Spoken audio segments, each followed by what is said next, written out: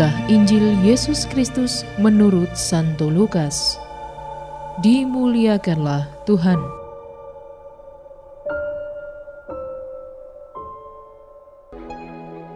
Dan sama seperti terjadi pada zaman Nuh, demikian pula lah halnya kelak pada hari-hari Anak Manusia. Mereka makan dan minum, mereka kawin dan dikawinkan, sampai kepada hari Nuh masuk ke dalam bahtera. Lalu datanglah air bah dan membinasakan mereka semua. Demikian juga seperti yang terjadi di zaman Lot. Mereka makan dan minum, mereka membeli dan menjual, mereka menanam dan membangun. Tetapi pada hari Lot pergi keluar dari Sodom, turunlah hujan api dan hujan belerang dari langit, dan membinasakan mereka semua. Demikianlah halnya kelak, pada hari di mana Anak Manusia menyatakan dirinya. Barang siapa pada hari itu sedang di peranginan di atas rumah, dan barang-barangnya ada di dalam rumah, janganlah ia turun untuk mengambilnya. Dan demikian juga orang yang sedang di ladang, janganlah ia kembali. Ingatlah akan istri Lot. Barang siapa berusaha memelihara nyawanya, ia akan kehilangan nyawanya. Dan barang siapa kehilangan nyawanya, ia akan menyelamatkannya. Aku berkata kepadamu, pada malam itu ada dua orang di atas satu tempat tidur, yang seorang akan dibawa dan yang lain akan ditinggalkan. Ada dua orang perempuan bersama-sama mengilang, yang seorang akan dibawa dan yang lain akan ditinggalkan. Kalau ada dua orang di ladang, yang seorang akan dibawa dan yang lain akan ditinggalkan. Kata mereka kepada Yesus, "Di mana Tuhan?" Katanya kepada mereka, Di mana ada mayat, di situ berkerumun burung nasar.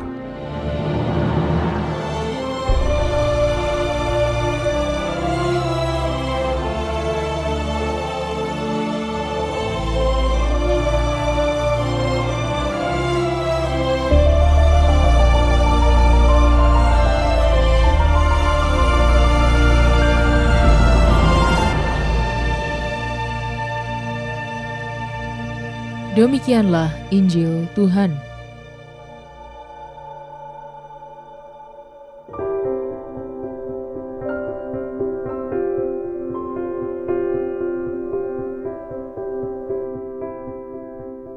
Kerajaan Allah.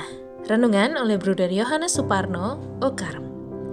Sahabat Kafe Rohani, ada pepatah, hiduplah saat ini, sekarang dan di sini. Yang sudah berjalan itu masa lalu dan tidak perlu dipikirkan lagi. Di depan itu masa mendatang maka tidak perlu dipikirkan. Maka jalanilah masa sekarang ini dan di sini. Pandangan ini tidaklah seluruhnya benar. Kadang masa lalu memengaruhi sekarang dan juga sekarang berpengaruh pada masa depan. Hari ini Yesus memberi wejangan tentang masa depan dengan melihat pengalaman Lot. Masa lalu menjadi pembelajaran untuk bijaksana dan pijakan lebih baik di masa sekarang dan masa depan. Masa sekarang memang harus diisi dengan hal-hal baik untuk persiapan masa yang akan datang. Soal kerajaan Allah di masa yang akan datang sudah harus dipersiapkan di masa sekarang. Belajar dari pengalaman masa lalu yang kurang baik, maka harus diperbaiki untuk mempersiapkan kerajaan yang akan datang. Karena realitas kerajaan Allah itu sudah ada di masa sekarang ini. Masa di mana kita harus hidup lebih baik daripada masa lalu dan mempersiapkan untuk hari esok. Belajar dari Santo Yosafat yang berusaha menghadirkan kerajaan Allah di masanya dan berusaha menjadi uskup yang bisa mempersatukan hidup umat, mewarnai kehidupan beriman umat pada zamannya dan melayani dengan sungguh, sampai rela mengorbankan nyawanya demi keselamatan umat yang ada di sekitarnya, demi iman akan Yesus sang pemilik kerajaan Allah. Kita bisa belajar banyak dari Yesus dan Santo Yosafat.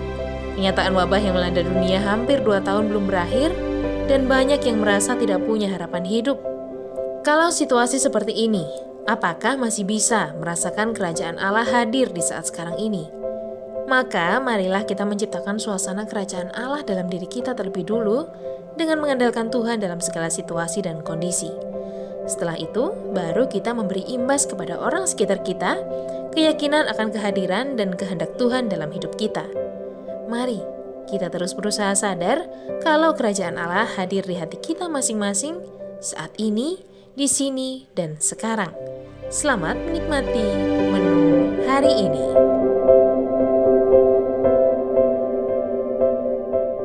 Renungan juga bisa Anda baca selengkapnya di Cafe Rohani edisi bulan ini. Dengarkan juga renungan ini di radio.karmelindomedia.com.